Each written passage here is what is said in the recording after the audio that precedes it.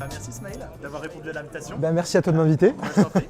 Alors du coup, est-ce que tu peux te présenter, voilà, dire qui tu es, ce que tu fais Alors, donc Smail Makik, je suis consultant digital marketing déjà depuis plusieurs années. J'accompagne différentes entreprises dans le domaine du B2B sur leur stratégie digitale, également des e-marchands. Et aujourd'hui, bien sûr, on se rencontre dans le cadre du salon e-commerce, donc c'est un peu un rendez-vous incontournable. Et puis, je me prête au jeu de questions-réponses que tu m'as proposé gentiment de faire.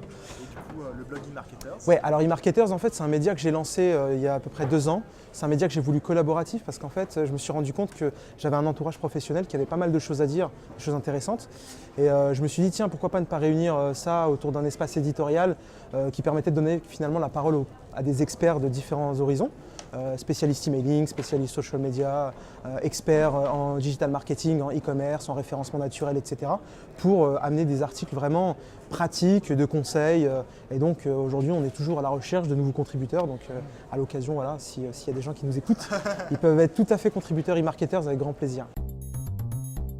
Un conseil pour un petit jeune qui crée son site e-commerce. Ok, très facile.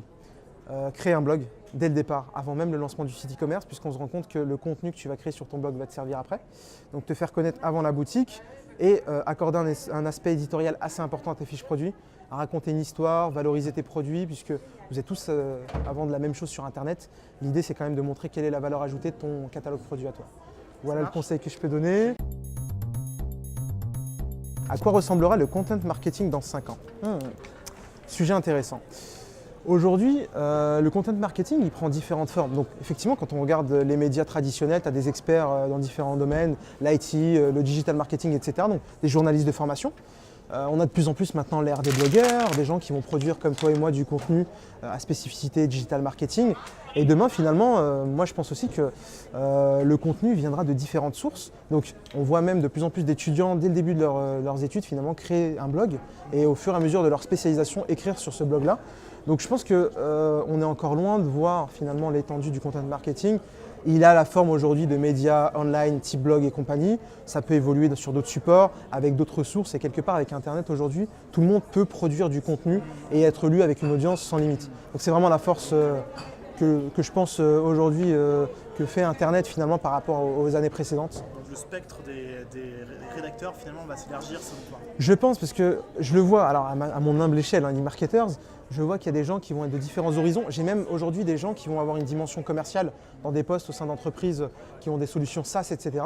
mais qui ont vraiment une expertise métier et qui veulent le traduire à travers du contenu à partager sur eMarketers. Donc clairement, à l'époque, on se disait que c'était que les marketeurs qui allaient écrire du contenu marketing. Non, il y a des gens qui vont avoir une dimension sales. On parle beaucoup de social selling actuellement. Ces gens-là ont des choses à dire et peuvent les transcrire clairement sur des supports texte online sur du content marketing. Alors, quelle sera la prochaine révolution du e-commerce? Bon, aujourd'hui, on a beaucoup de gens qui parlent de l'omnicanal. Le e-commerce, il change chaque année finalement, il s'adapte aux nouveaux usages. Je ne sais pas quelle sera réellement la prochaine évolution ou révolution. Dans tous les cas, celle qui permet de connaître particulièrement le client de A à Z dans ses parcours, dans ses envies, va être finalement celle qui va tirer son épingle du jeu.